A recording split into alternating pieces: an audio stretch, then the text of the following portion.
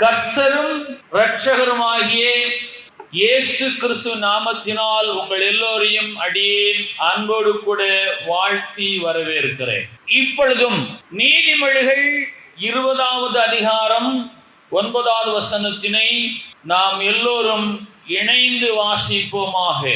என் இருதயத்தை சுத்தமாக்கினேன், என் பாவமர துப்புரவானேன் என்று சொல்லத்தக்கவன் யார்? என்னுடைய இருதயம் சுத்தமாயிருக்கிறது, என்னிலே பாவம் என்பதே இல்லை, துப்புரவாக இருக்கிறேன் என்று சொல்லத்தக்கவன் யார்? அப்படி சொல்லத்தக்கவன் நான் என்று இந்த பூமியிலே ஒருவருமே சொல்ல முடியாது. என் இருதயத்தை சுத்தமாக்கி இருக்கிறேன், என்னிலே பாவம் என்பதே கிடையாது, நான் பாவமர துப்புரவானவேன் என்று சொல்லத்தக்கவன் ஒருவனும் இல்லை. 1 யோவான் 1வது அதிகாரம் 8வது வசனம், புதிய ஏற்பாட்டிலே 325வது பக்கம். நமக்கு பாவம் இல்லை என்போமானால் நம்மை நாமே வஞ்சிக்கிறவர்களாயிருப்போம், சத்தியம் நமக்குள் இராது. மனிதனுக்குள்ளாக பாவம் இல்லை என்று ஒருவன் சொல்லுவானேயானால் அவன் தன்னைத்தானே வஞ்சிக்கிறவன், அவனுக்குள் சத்தியம் இல்லை, பொய் நிறைந்திருக்கிறது. சங்கீதம் 51:3 பழைய ஏற்பாட்டிலே 701வது பக்கம். என் மீறல்களை நான் அறிந்திருக்கிறேன், என் பாவம் எப்பொழுதும் எனக்கு முன்பாக நிற்கிறது. சங்கீதம் 51:3 என் பாவம் எப்பொழுதும் எனக்கு முன்பாக நிற்கிறது, என் மீறல்களை நான் அறிந்திருக்கிறேன் என்று தாவீது சொல்லக்கூடிய சூழ்நிலை என்ன என்று நீங்கள் சங்கீதம் 51 வாசித்தால் உங்களுக்கு விளங்கும். தாவீது தன்னின் நிலையை உள்ளதை உள்ளபடியே சொல்லுகிறார். சங்கீதம் 51:3 நீதிமொழிகள் 20:9 கேட்கிற கேள்விக்கு அவர் பதில் சொல்கிறார். என் இருதயத்திலே சுத்தம் இல்லை, நான் பாவம் செய்தேன், என் மீறுதல் எனக்கு முன்பாக நிற்கிறது, என் பாவமும் எப்பொழுதும் எனக்கு முன்பாக நிற்கிறது, என் மீறுதலை நான் அறிந்திருக்கிறேன், அதை நான் மறைக்க மாட்டேன். ஆனால் நமக்கு பாவம் இல்லை என்போமானால் நமக்குள் சத்தியம் இல்லை, உண்மை இல்லை, நம்மை நாமே வஞ்சிக்கிறவர்களா இருக்கிறோம். இந்த 3 வசனங்களின் சாரம் என்ன என்று கேட்டால், இருதயத்தில் சுத்தம் உள்ளவர்கள் யார், பாவம் இல்லாமல் ஒரு பரிசுத்த வாழ்வு வாழ்கிறவர்கள் யார் என்று சொல்லி அன்று கேட்கப்பட்ட கேள்வியானது இன்றைக்கும் பொருந்துகிறதா இருக்கிறது. அநேகர் தங்களை தாங்களே பெரிய பரிசுத்தவான்கள் என்று எண்ணிக்கொண்டு சொல்லிக்கொண்டு அலைந்து திரிகிறார்கள். என் இருதயத்திலே சுத்தம் என்று சொல்லிக்கொண்டு மேட்டுமையாய் அலைகிறார்கள். அப்படிப்பட்ட கிறிஸ்தவர்கள் யாவருக்கும் நீதிமொழிகள் 20:9 ஒரு கேள்வி கேட்கிறது. உன் இருதயத்தை சுத்தமாக்கினேன் என்றும் நீ பாவமர துப்புரமானவன் என்றும் சொல்லத்தக்கவனா என்று ஒரு கேள்வி கேட்கிறது. இந்த வார்த்தைகளை பேசுகிற எனக்கு முதலாவது இந்த கேள்வி, எனக்குள் பாவம் இல்லை என்று சொன்னால் நான் பொய்யன், என்னை நானே நான் வஞ்சிக்கிறவன். ஆனால் தாவீதோ என்றால் என் மீறுதல்களை நான் அறிந்திருக்கிறேன் கர்த்தாவே, என் பாவம் எப்பொழுதும் எனக்கு முன்பாக நிற்கிறது என்று தன் நிலையை ஒத்துக்கொள்ளுகிறவராயிருந்தார். 1 யோவான் 3வது அதிகாரம் 4வது வசனம், புதிய ஏற்பாட்டிலே 327வது பக்கம். பாவம் செய்கிற எவனும் நியாயப்பிரமாணத்தை மீறுகிறான், நியாயப்பிரமாணத்தை மீறுகிறதே பாவம். இலக்கிய நடையாக கர்த்தருடைய ஆவியானவர் எழுதி வைத்திருக்கிறார். பாவம் செய்கிறவன் நியாயப்பிரமாணத்தை மீறுகிறான், நியாயப்பிரமாணத்தை மீறுகிறதே பாவம். எத்தனை இடங்களிலே நாம் நியாயப்பிரமாணங்களை மீறி இருக்கிறோம். எனக்குள் பாவம் இல்லை என்று நான் சொல்லுவேன், ஆனால் எனக்குள்ளே சத்தியம் இல்லை, நான் பொய்யன், என் பாவம் எப்பொழுது எனக்கு முன்பாக நிற்கிறதே, என் இதயத்தில் சுத்தம் இல்லை, நான் பாவத்திலே வாழ்கிறேன் என்று நான் ஒத்துக்கொள்வேனா? பரிசுத்தனை போல காணப்படுகிற அசுத்தன், யோக்கியனை போல காணப்படுகிற அயோக்கியன் கிறிஸ்தவன் எப்படி சொல்லுகிறீர்கள்? உபாகமம் 15வது அதிகாரத்தின் 9வது வசனம், ஏழை சகோதரனுக்கு கொடாமல் மறுப்பது பாவம். உபாகமம் 15:9 ஏழை சகோதரனுக்கு கொடாமல் மறுப்பது பாவம். உபாகமம் 24:15 வேலைக்காரன் கூலியை கொடாமல் தாமதம் செய்வது பாவம். உபாகமம் 24:15 வேலைக்காரன் கூலியை கொடாமல் தாமதிப்பது பாவம். நீதிமொழிகள் 24:9 தீய நோக்கம் பாவம். நீதிமொழிகள் 24:9 தீய நோக்கம் பாவம். யாக்கோபு 4:17 நன்மை செய்ய அறிந்தவனாயிருந்தும் அதை செய்யாமல் போனால் பாவம். ரோமர் 14:23 விசுவாசத்தில் வராத யாவும் பாவம். ரோமர் 14:23 விசுவாசத்தினால் வராத யாவும் பாவம். 1 யோவான் 5:17 அநீதி எல்லாம் பாவம். 1 யோவான் 3:4 நியாய பிரமாணத்தை மீறுகிறதே பாவம். நியாய பிரமாணத்தை மீறுகிறவன் பாவம் செய்கிறான், பாவம் செய்கிறவன் நியாய பிரமாணத்தை மீறுகிறான். என் பாவங்கள் எப்போதும் எனக்கு முன்பாக நிற்கிறது, என் மீறுதல்களை நான் அறிந்திருக்கிறேன். ஆகவே அநீதி எல்லாம் பாவம், நியாய பிரமாணத்தை மீறுகிறது பாவம், நன்மை செய்ய அறிந்தவனா என்று அதை செய்யாமல் போனால் பாவம், விசுவாசத்தினால் வராத யாவும் பாவம், தீய நோக்கம் பாவம், வேலைக்கான கூலியை தாமதப்படுத்துவது பாவம், தன் சகோதரனுக்கு கொடுக்க வேண்டியதை கொடுக்காமல் மறுப்பது பாவம் என்று இத்தனை விதமான பாவங்களை பரிசுத்த வேதாகமம் சொல்லுகையிலே இதில் சிக்கிக் கொள்ளாத யார் ஒரு கிறிஸ்தவர் இருப்பாரா என்று சொன்னால் நிச்சயமா இருக்க முடியாது. நிச்சயமா இந்த பாவங்களிலே அவர் சிக்கியே இருப்பார். அநீதி எல்லாம் பாவம் என்ற வசனத்திலே அவர் நிச்சயமா சிக்கிக் கொள்ள முடியும். ஆபிரகாம் தேவனை விசுவாசித்தார், அது அவருக்கு நீதியாக எண்ணப்பட்டது. கலாத்தியர் 3:6 விசுவாச வாழ் வாழ வேண்டிய நாம் சில நேரத்தில் அவிசுவாச வாழ் வாழ்ந்தால் அது அநீதி, அது நமக்கு பாவமாய் கொள்ளப்படுகிறது. என் பாவமர நான் சுத்தமானேன் என்று துப்புரவானேன் என்று சொல்ல முடியுமா? என் இருதயத்தை நான் சுத்தமாக்கினேன் என்று சொல்ல முடியுமா? எனக்குள் பாவம் இல்லை என்று சொல்ல முடியுமா? ஆனால் என் மீறுதல்கள் எனக்கு தெரியும். என் பாவம் எப்பொழுது எனக்கு முன்பாக நிற்கிறது. ஆகவே நான் பாவம் செய்கிறபடினால நியாய பிரமாணத்தை மீறுகிறவனாய் இருக்கிறேன். நியாய பிரமாணம் என்றால் என்ன? நியாய பிரமாணம் என்றால் என்ன? அந்த வார்த்தையிலேயே விளக்கம் இருக்கிறது. நியாயம் பிரமாணம். நியாயம் பிளஸ் பிரமாணம் இஸ் ஈக்குவல் டு நியாய பிரமாணம். நியாயமாய் செய்ய வேண்டிய காரியங்களை உணர்த்தக்கூடிய கட்டளை, கற்பனை, சட்டம் பிரமாணமாகும். இன்றைக்கு பதவி பிரமாணம் செய்கிறார்கள். முதலமைச்சர் பதவி பிரமாணம் ஏற்றுக்கொள்கிறார். இன்றைய தினத்திலே அவர் பிரமாணங்களாக சில வாக்கியங்களை சொல்லுவார். நான் இந்த தேசத்தின் ஜனங்களுக்கு நன்மையை செய்வேன், தெய்வத்திற்கு முன்பாக சாட்சியாய் சொல்லுகிறேன் என்று சொல்லுவார். பிரமாணம், பதவி பிரமாணம். இந்த நியாய பிரமாணம் என்றால் நியாயமாய் செய்ய வேண்டியவர்களை தேவனாகிய கர்த்தர் கட்டளையாக கொடுத்திருக்கிறார். அதற்கு பேர் தான் நியாய பிரமாணம்.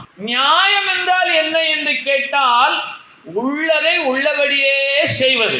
உள்ளதை உள்ளபடியே செய்யாமல் போகும்போது அது அநியாயம்.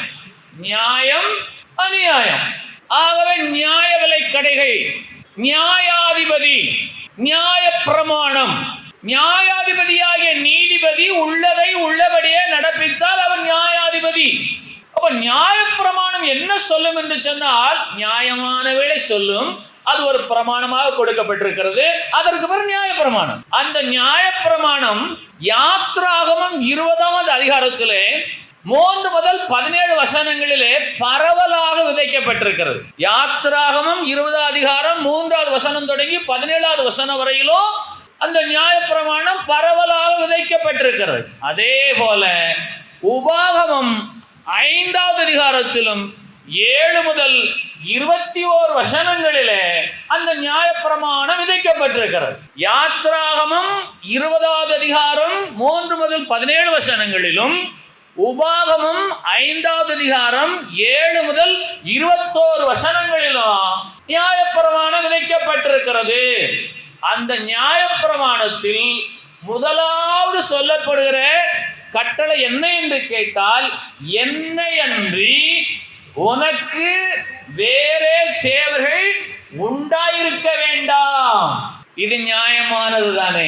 இந்த கட்டளையிலே, இந்த பிரமாண வாக்கியத்திலே, இந்த கற்பனையிலே முதலாவது கர்த்தர் சொல்லக்கூடிய ஒரு அற்புதமான வார்த்தை என்னை அன்றி. எல்லாருமே சொல்லுங்கள் பார்க்கலாம். என்னை அன்றி இந்த பீரோவை யாரும் திறக்க கூடாது. ஏன்? அந்த பீரோவில் இருக்கக்கூடிய சகலவற்றுக்கும் உரிமையாளர் நான். அதன் மேல எனக்கு மாத்திரமே அதிகாரம் உண்டு. என்னை அன்றி உனக்கு வேறே தேவர்கள் உண்டாயிருக்க வேணாம். இது நியாயம் தானே? எத்தனை பேர் வேறே தேவர்களை நாடி நாடி செல்கிறோம்? ஜோசிய புஸ்தகங்களை வைத்திருப்பவர் கரங்களை உயர்த்தலாமா? குறியக்கிறவர்கள் கரங்களை உயர்த்தலாமா? நல்ல நேரம் கெட்ட நேரம் பார்க்கிறவர்கள் யார்? அவரையன்றி வேறே தேவர்கள் எனக்கு இல்லை என்று சொல்வீர்களேயானால் நீங்கள் சுத்த இருதயம் உள்ளவர்கள். நீங்கள் பாவமர துப்புரவானவர்கள். நியாயப்பிரமாணத்தை மீறுகிறதே பாவமாயிற்றே. நீங்கள் சொல்லுகிறீர்கள் இருதயத்தில் சுத்தம், நான் பாவமற்றவன் பரிசுத்தன் என்று சொல்லிக் கொண்டிருந்தால் நீங்கள் குறியேற்க கூடாது, ஜோசியம் பார்க்க கூடாது. அவரையன்றி என் வாழ்க்கையில எதுவுமே நடக்காது என்ற தீர்மானத்தோடு நீங்கள் வாழ ஆயத்தமா? கற்பனையிலே கர்த்தர் சொல்லக்கூடிய முதல் வார்த்தையை என்னையன்றி உன்னால் ஒன்று செய்ய முடியாது என்று நீ அறிந்து கொள். என்னையன்றி உனக்கு வேறே தேவர்கள் உண்டாயிருக்க வேண்டாம். இன்றைக்கு ஒவ்வொருவருக்கும் விசிறி நிறைய இருக்கிறது. என்ன ஃபேன்ஸ், ஸ்டார் பாஸ்டர்ஸ், எனக்கு அவர் ஜோம் பண்ணார் தான் சுகமாகும், இயேசுவை விட விட்டுருவாங்க. இவர்கள் எல்லாம் புல்லுருவிகள், கொஞ்ச காலம் தோன்றி பின்பு தோன்றாமல் போகிற புகையை போன்றவர்கள், புல்லை போன்றவர்கள். ஆனால் தேவனாகிய கர்த்தர் நேற்றும் இன்றும் என்றென்றும் மாறாத அவரை என்று நீங்கள் ஆசீர்வாதத்தை பெற்றுக்கொள்ள முடியாது.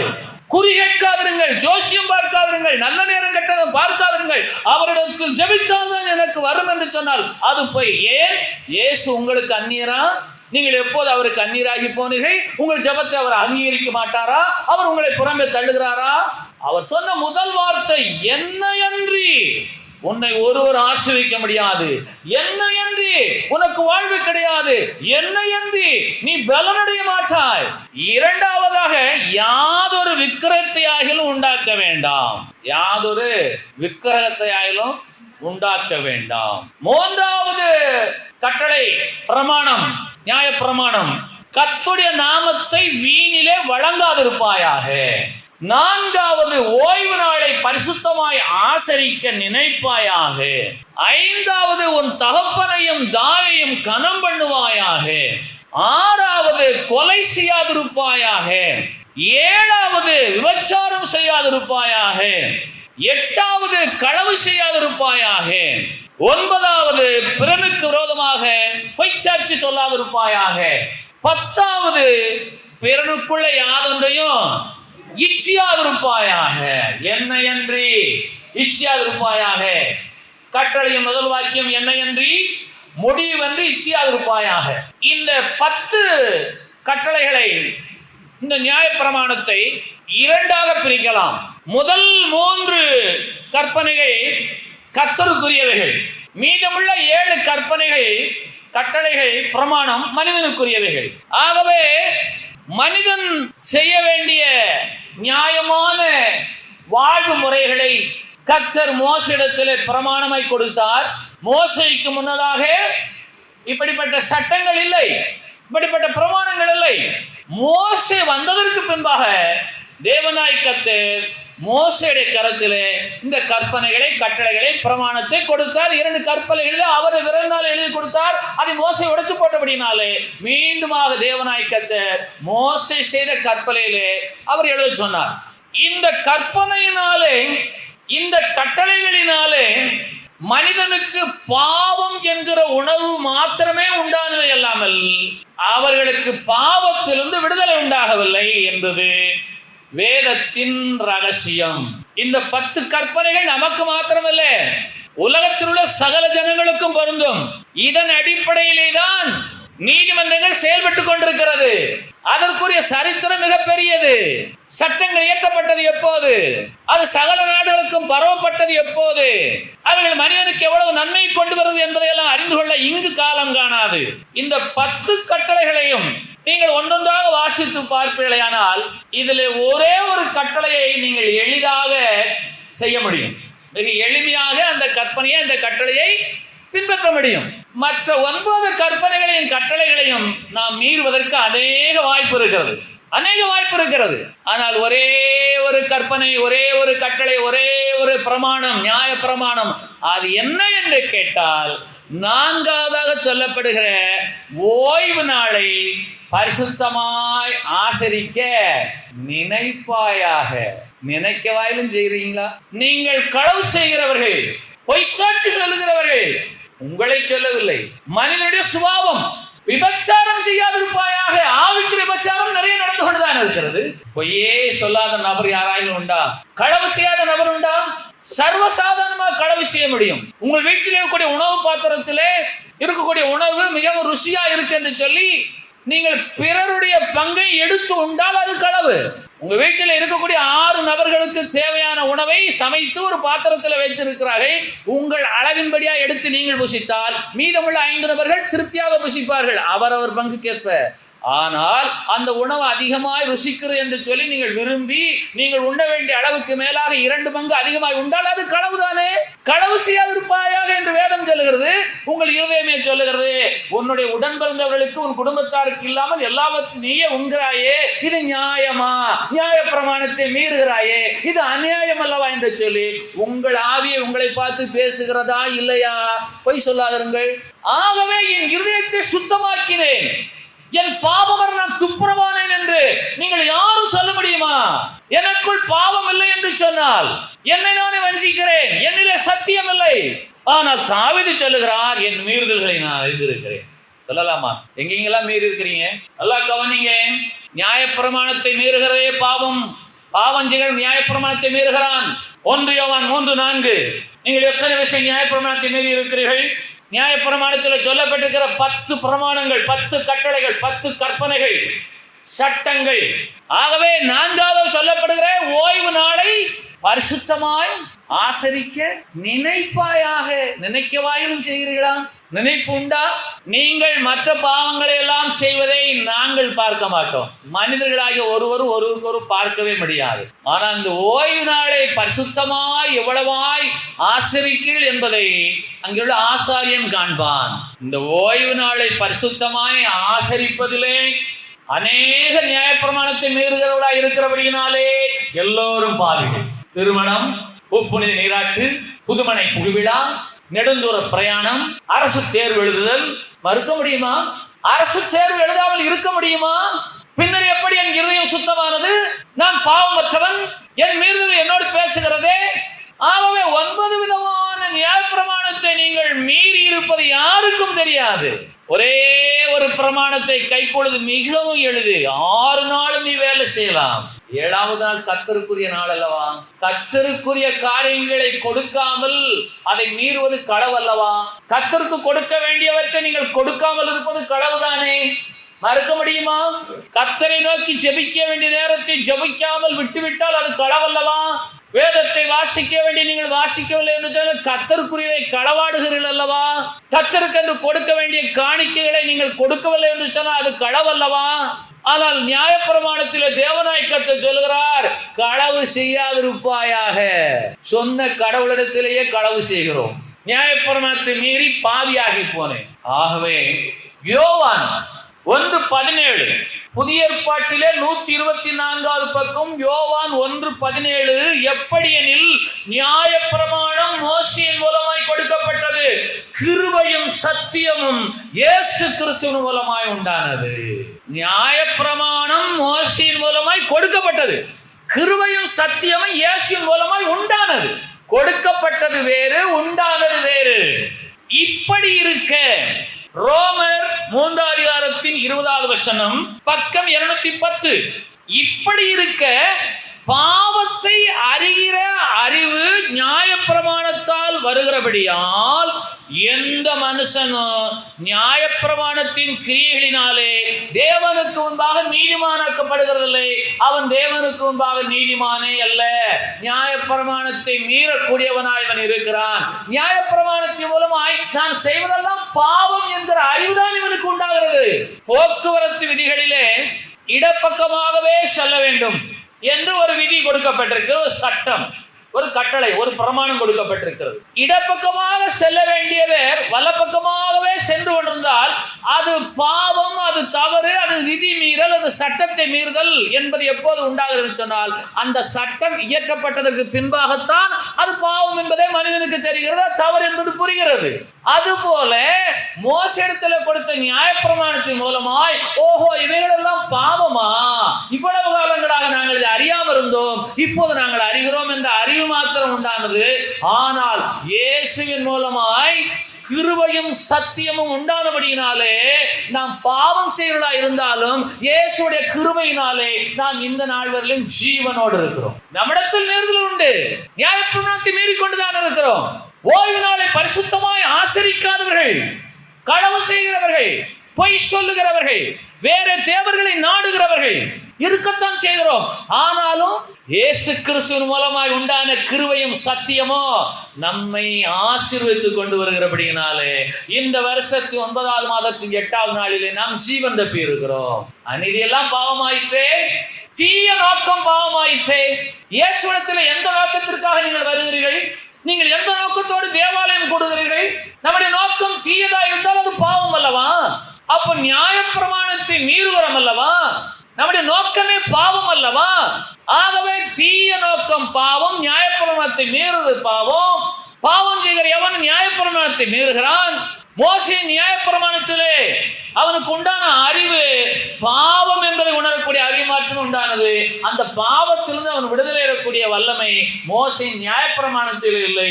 ஆனபடினாலே கிருபையினாலும் சத்தியத்தினாலும் நிறைந்தவராய் இயேசு நமக்குள்ளாக வாசம் பண்ணுகிறார் என்று சொல்லி யோவான் 1:14 வசனம் சொல்லுகிறது. ஆகவே நியாயப்பிரமாணத்தை மீறுகிற கிறிஸ்தவர்கள் அநேகர் இருக்கிறார்கள். பிறனுக்குண்டான யாதொன்றையும் இச்சியாதிருப்பாயாக, எதையெல்லாம் இச்சிக்க கூடாது என்று சொல்லி கர்த்தர் இன்னும் விளக்கமாக சொல்லி இருக்கிறார். ஒரு நல்ல வஸ்திரத்தை பார்த்தால் அதை இச்சிக்காமல் இருக்க முடியுமா? ஒரு நல்ல வாகனத்தை பார்த்தால் முதலாவது அதை இச்சிக்க செய்யும், பின்புதான் இது நமக்கு தேவையில்லை. கர்த்தர்களை ஆசீர்வதித்திருக்கிறார். இச்சியாதிருப்பாயாக, பிறனுக்குண்டான ஆட்டை ஆகிலும் மாட்டை ஆகிலும் மனைவியை ஆகிலும், இந்த கருவாப்பைகளுக்கு இப்படி ஒரு நல்ல பொண்ணா, இது நமக்கு தேவையா?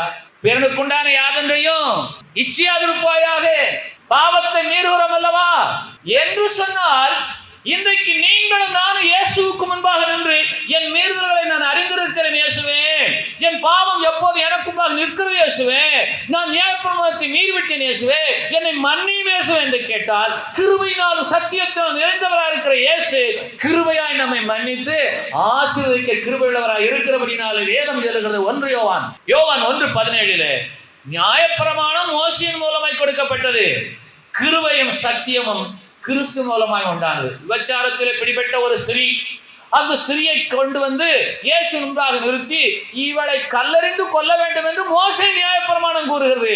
நீர் என்ன கூறுகிறீர்? கிருபையினாலும் சத்தியத்தினால் நிறைந்த இயேசு சொல்லுகிறார், உங்களில் பாவம் இல்லாதவன் எவன்? என் இருதயம் சுத்தம், நான் பாவமர சுத்தமானேன் என்று நீ எண்ணிக்கொண்டிருந்தால் உங்களில் பாவம் இல்லாதவன் யார்? அவன் முதலாவது இவள் மேல் கல்லறிய கடவன் என்று சொன்னவுடனே சிறுவர் முதல் பெரியவர் வரையிலும் ஒவ்வொருவரும் அகன்று போனார்கள் என்று சொன்னால், சிறுவர் முதல் பெரியவர் அத்தனை பேரும் பாவிகள். ஆனால் இவர்கள் மோசே நியாயப்பிரமாணத்தை கொண்டு வந்து இயேசுவிடத்தில் குற்றம் கண்டுபிடிக்க வருகிறார்கள். ஆனால் அவர் ஒரே பேரான சர்வல்ல தேவனுடைய குமாரனாகிய இயேசு அல்லவா? சர்வல்ல தேவனுடைய ஒரே பேரான குமாரனாகிய இயேசு எப்படிப்பட்டவர்? கிருபையுள்ளவர், சத்தியம் உள்ளவர். அவர் சத்தியத்தை கொண்டு வந்து ஜனங்களுக்கு கொடுக்கிறார். பாவத்தை மீறி இருக்கிற நீங்கள் நியாயப்பிரமாணத்தை பேசுகிறீர்களா? மோசே நியாயப்பிரமாணம் இப்படி சொல்ல என்று சொன்னால், அந்த மோசே நியாயப்பிரமாணத்தை நீங்கள் எல்லாரும் மீறி இருக்கிறீர்கள்.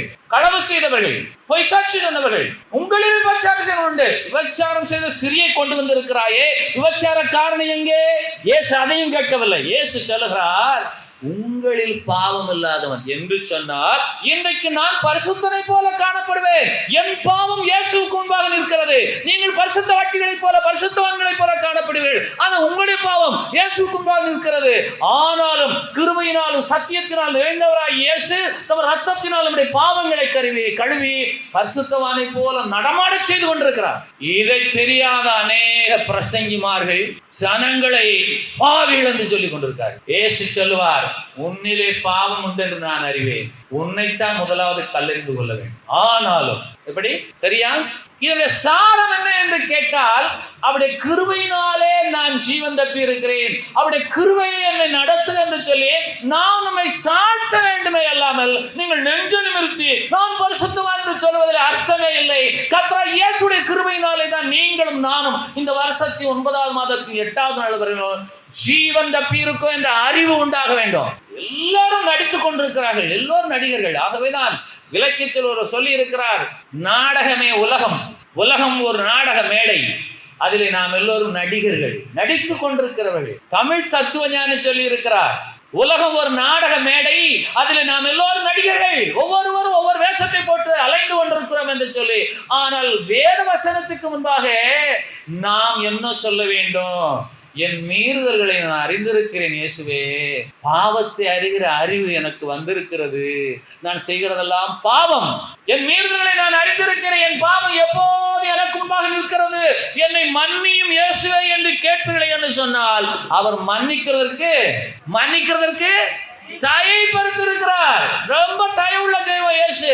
ஆகவே நீங்களும் நானும் இன்றைக்கு நீதிமொழிகள் 20:9 முன்பாக நின்று என் இருதயத்தை சுத்தமாக்கினேன் என்று நான் சொல்ல முடியுமா? என் பாவத்தை துப்புரவாக்கினேன் என்று நான் சொல்ல முடியுமா? நான் ஒரு பாவியா இருப்பேனால் இயேசுவிடத்திலே வந்து, இயேசுவே நீர் கிருபையா என்னை மன்னித்திருக்கிறீர், உமக்கு நன்றி என்று சொல்லலாமா? ஏன் என்று கேட்டால், கிருபையும் சத்தியமும் இயேசு கிறிஸ்துவின் மூலமாய் உண்டாயிருக்கிறது. நியாயப்பிரமாணம் மோசையின் மூலமாய் கொடுக்கப்பட்டது. அந்த மோசையினால் கொடுக்கப்பட்ட அந்த நியாயப்பிரமாணம் மீறும்படிக்கே நியாயப்பிரமாணம் வந்தது என்று ரோமர் 5:20 சொல்லுகிறது.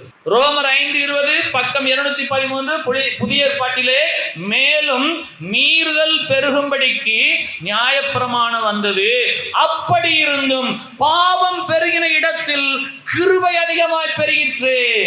எப்படிப்பட்ட வசனம்!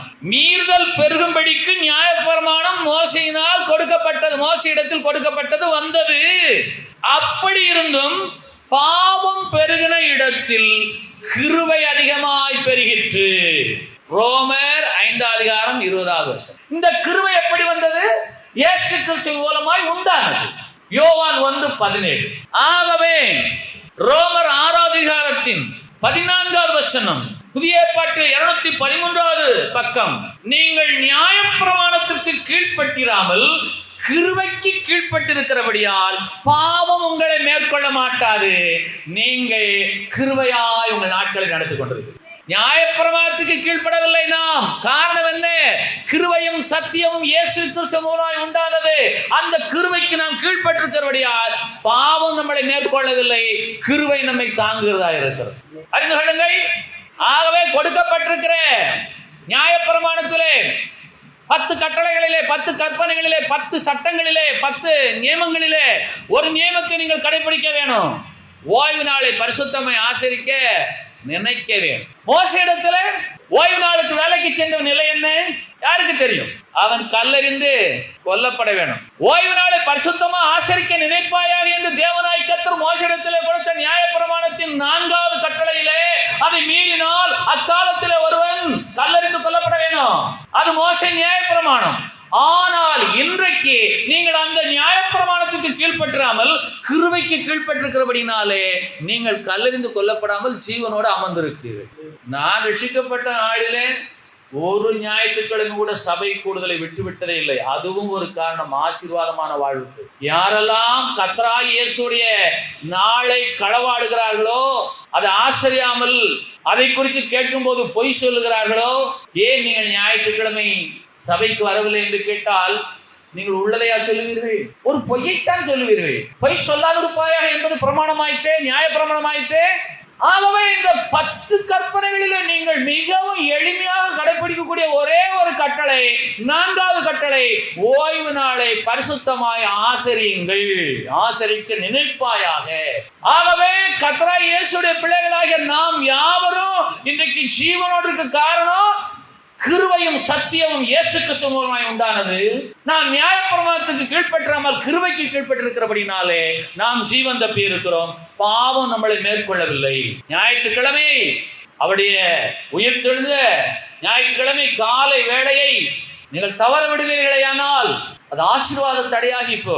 ஆகவே 10 கற்பனைகளிலே மிகவும் எளிமையான, எல்லாராலும் கடைபிடிக்கக்கூடிய ஒரு லெகுவான கற்பனை எது என்று சொன்னால் அவருடைய நாளை. இது பரிசுத்த வேதாகமத்தில் சொல்லப்பட்டிருக்க ஓய்வு நாள் என்ற வார்த்தை மோசேயின் காலத்தில் கொடுக்கப்பட்டது. அது அன்றைக்கு ஓய்வு நாள்.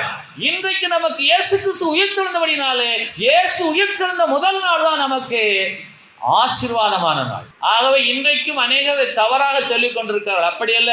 கர்த்தராகிய இயேசு கிறிஸ்து உயிர்த்தெழுந்த இந்த காலை முதலாம் நாள் முதல் நாள் சூரியன் உதித்து எழுந்ததை போல அவர் உயிர்த்தெழுந்தபடியாலே சண்டே அவர் உயிர்த்தெழுந்த நாள், உதித்தெழுந்த நாள். அந்த நாளை பரிசுத்தமாய் ஆசரிக்க நீங்கள் நினைப்பாயாக என்று சொன்னால், என் இருதயத்தை சுத்தமாக்கினவனாய், பாவமர துப்பரமானவனாய், பரிசுத்தத்தோடு அவரை நான் பணிந்து கொள்ள ஆயத்தப்படும்படிக்கு கொஞ்சம் நினைப்பாயாக. நீதிமொழிகள் 16வது அதிகாரம் 6வது வசனம், பழைய ஏற்பாட்டில் 776வது பக்கம். கிருபையினாலும் சத்தியத்தினாலும் பாவம் நிவிர்த்தியாகும், கர்த்தருக்கு பயப்படுகிறதினால் மனுஷ தீமையை விட்டு விலகுவார்கள். கிருபையும் சத்தியமும் இயேசு கிறிஸ்துவின் மூலமாய் உண்டானது. அந்த இயேசு கிறிஸ்துவின் மூலமாய் உண்டான கிருபையும் சத்தியமும் பாவத்தை நிவர்த்தி பண்ணுகிறதா இருக்கிறபடினாலே, நாம் பாவிகளா இருக்கையிலே கிறிஸ்து நமக்காக மரித்து நம்ம ரத்தத்தை நம்மை கிரயமாக்கி நம்மை பரிசுத்தவானாக்கி இருக்கிறார். ஆனாலும் என் மீறுதல்கள் எப்போது எனக்கு முன்பாக நிற்கிறது, என் பாவங்கள் எப்போது எனக்கு முன்பாக நிற்கிறது. இயேசுவே கிருபையா என்னை மன்னியும் என்று நீங்கள் கேட்டவுடனே நீங்கள் நியாயப்பிரமாணத்துக்கு கீழ்ப்பற்றாமல் கிருபைக்கு கீழ்ப்பட்டிருக்கிறபடினாலே நீங்களும் நானும் பாவ மன்னிப்பை பெற்று ஒவ்வொரு நாளையும் நாம் கடந்து கொண்டிருக்கிறோம். அல்லேலூயா. ஆகவே நீங்கள் உங்களை நீங்களே தாழ்த்த வேண்டியது மிக மிக அவசியம். இந்த வசனங்களின்படி நான் இருதயத்திலே சுத்தம் உள்ளவன், நான் பாவமர கழுவப்பட்ட பரிசுத்தவான் என்று சொல்லி நெஞ்ச நிமித்துக் கொண்டு அலைகிறவர்களே பாவிகள். ஏன்? கிருபையினாலும் சத்தியத்தினாலும் இயேசு இங்கு வந்தபடினாலே, அந்த இயேசுவோட ரத்தத்தினாலே, கிருபையினாலும் சத்தியத்தினாலும் நம்முடைய பாவம் நிவர்த்தியாகி இருக்கிறது அல்லாமல், ஆனால் நாம் பாவிகள் தான். ஆகவேதான் அடிக்கடி சொல்வேன், பாவ மன்னிப்பை பெற்று பரிசுத்தத்தை நோக்கி வளரும் பரிசுத்தவான்கள் நாம். ஆனால் மீறுதல் வரும், ஆனாலும் கிருபை மன்னிக்கும், மறுபடி பாவத்தை நிவர்த்தியாக்கும், மறுபடி மீறுதல் வரும், மறுபடி பாவம் மன்னிக்கப்படும். இப்படியே நம்முடைய நாட்கள் நடந்து கொண்டே இருக்கிறபடினாலே என் மீறுதல்கள் நீங்க என்னை சுத்திகரி நேசுவே என்று சொல்லி கேட்க போகிறவையா? பெரிய பெரிய ஆட்கள் எல்லாம் கர்த்தருக்கு ஸ்தோத்திரம் சொன்னா கர்த்தருக்கு ஸ்தோத்திரம் கூட சொல்ல கிடையாது. அவ்வளவு பெரிய பரிசுத்தவான்கள். அப்பா சத்தத்தை மாத்தி பேசுறது, அப்படியே நிமித்துக்கிட்டு இந்த கஞ்சி போட்ட காக்கி சட்டை மாதிரி விரைச்சுக்கிட்டு அலையிறது, தாழ்மைப்பட முடியுமா? இயேசு கிறிஸ்து சொல்லுகிறார், நான் ஊழியம் கொள்ளும்படி வரவில்லை, நான் ஊழியம் செய்யும்படி வந்தேன். அவர் சிலுவையின் மரண பரியந்தம் தம்மை தாமே தாழ்த்தித்தார், கிருபையின் சத்தியத்தை இந்த பூமிக்கு கொண்டு வந்தார். அவர் மாத்திரம் நான் தேவனுடைய குமாரன் அல்ல என்று சொன்னால் அவர் சிலுவைக்கு போக வேண்டிய அவசியமே இல்லை. நாம் நியாயப்பிரமாணத்துக்கு உட்பட்டவர்களாக இருப்போம், கிருபைக்கு கீழ்ப்பட்டிருக்க வாய்ப்பே இல்லாமல் போயிருக்கோம் என்று சொன்னால், இயேசு சர்வவல்ல தேவனுடைய குமாரனாக, ஒரே பேரான குமாரனாக இருந்தாலும் அவர் தாழ்மை உள்ளவராக இருந்ததை போல கிறிஸ்தவ சமுதாயம் தாழ்வுள்ளதால் காணப்படட்டும். என்னுடைய ரகசிய வாழ்க்கையில பாவம் உண்டு, என் ரகசிய வாழ்வில களவு உண்டு, என் ரகசிய வாழ்வில பொய்யுண்டு, ஒருவருக்கும் தெரியாது. நான் சபையில யோக்கியனை போல இருக்கிறேன், நான் சபையில பரிசுத்தவானை போல காணப்படுகிறேன், நான் சுத்த இருதயமுள்ளவன் எல்லோரும் நம்பிக்கொண்டிருக்கிறார்கள். ஆமா, தேவனாய் கர்த்தருடைய கிருபையினாலே நான் இன்றைக்கு சபைக்கு வந்திருக்கிறேன். மோசே நியாயப்பிரமாணத்துக்கு கீழ்ப்பட்டிருந்தால் என்னை கல்லறிந்து கொல்லத்தான் வேண்டும். ஏன் என்று கேட்டால், ஒரு ஞாயிற்றுக்கிழமை நான் சபைக்கு வந்தால் அடுத்த ஞாயிற்றுக்கிழமை காணாமல் போய் விடுகிறேன். யாருக்கெல்லாம் புரிகிறது? நீங்கள் மோசேயின் நியாயப்பிரமாணத்திற்கு கீழ்ப்பற்றாமல் கிருபைக்கு கீழ்ப்பட்டிருக்கிறபடினாலே பாவம் உங்களை மேற்கொள்ளவில்லை. ஏன்? கிருபையினாலும் சத்தியத்தினாலும் நிறைந்தவராய் இயேசு நமக்குள்ளாக வாசம் பண்ணுகிறவராய் இருக்கிறார் என்று யோவான் 1:14 வசனம் சொல்லுகிறது. அவர் உங்களுக்குள்ளாக வாசம் பண்ணுகிறார், அவர் உங்களுக்குள்ளாக உலா வருகிறார். ஆனபடியினால நீதிமொழிகள் 16:6 கிருபையினாலும் சத்தியத்தினால் இந்த நிமிடம் வரை நம்முடைய பாவங்களால் நிவர்த்தி ஆகியிருக்கிறது. நீங்களும் வந்து கர்த்தருக்கு பயந்து வாழ்ந்தால் தீமையை விட்டு விலகி ஜீவிப்பீர்கள். கர்த்தருக்கு பயப்பட போகிற மனுஷன் யார் என்ற கேள்வியோடு இந்த நாளிலே நாம் கடந்து செல்வோம். எல்லாருமே முழங்கால் படி.